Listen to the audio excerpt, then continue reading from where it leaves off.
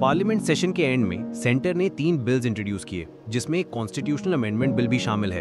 इन bills का मकसद ये दिखाया गया है कि प्राइम मिनिस्टर, चीफ मिनिस्टर्स और मिनिस्टर्स के लिए प्रोबेटी और अकाउंटेबिलिटी को इम्प्रूव किया जा रहा है। प्रपोजल्स के हिसाब से अगर इनमें से कोई भी लॉ एनफोर्समेंट एजेंसी द्वारा डिटेन किया जाता है, ऐसे केस में जिसमें पनिशमेंट 5 साल या उससे ज्यादा हो सकता है, तो उनकी कुर्सी चली जाएगी। अगर वो बाद में अक्विट भी हो जाते हैं तभी वापस आ सकते हैं। पहली नजर में ये एक क्लीन पॉलिटिक्स की तरफ कदम लगता है, लेकिन जरा गौर से देखें तो डाउट्स उठते हैं।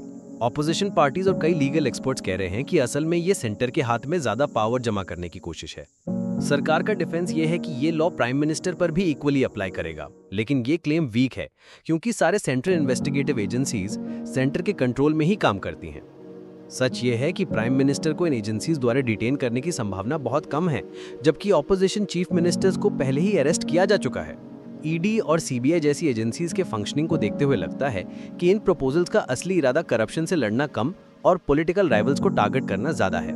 प्रॉब्लम और बढ़ जाती है क्योंकि पीएमएलए यानी prevention of money laundering act और यूएपीए जैसे कानून बेल को बहुत मुश्किल बना देते हैं।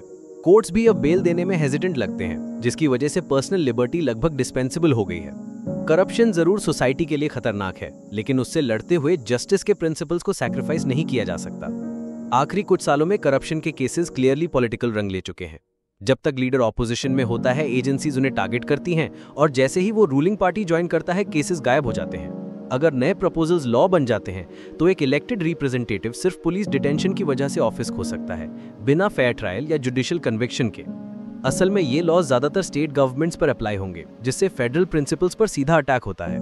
और ये भी कोइंसिडेंस नहीं है कि सेंटर गवर्नर्स को और ज्यादा पावर्स देने की कोशिश कर रहा है ताकि वो इलेक्टेड स्टेट लेजिस्लेचर्स के डिसीजंस पर वीटो लगा सके। याद रखना चाहिए कि पहले से ही एग्जिस्टिंग लॉज इलेक्टेड ऑफिशियल्स को रिमूव करने की परमिशन देते हैं जब उनकी कन्विक्शन हो जाती है, लेकिन सेंटर के नए प्रपोजल्स का मतलब है किसी को गिल्टी ट्रीट करना इवन बिफोर ट्रायल और लोगों के वोट से दिए गए मैंडेट को कमजोर करना।